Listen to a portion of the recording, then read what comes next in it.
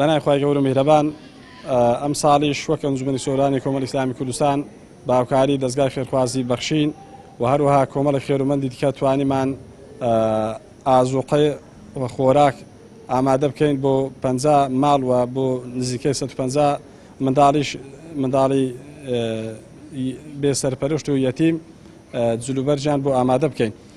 دیارە ئەو جلوبەرگ و ئەو پێداویستی خۆراک گرنگی تایبەتی خۆی هەیە، بە تایبەت لە مانجی ڕەمەزانی پیرۆز کە خەڵک زیاتر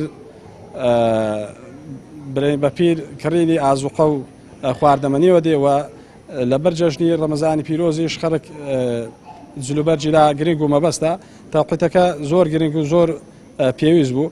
ئەمە لێرە دووبارە و سێبارە ئەکەینەوە ئەو خێرومەندانە دوعای خێریان بۆ بکەین و هیوادارین بەردەوامیش بن بۆ دڵخۆشکردنی منداڵی بێسەرپەرشت و ژمارەیەک خانەوادەی فەقیر و هەژار لە سنوورەکەمان.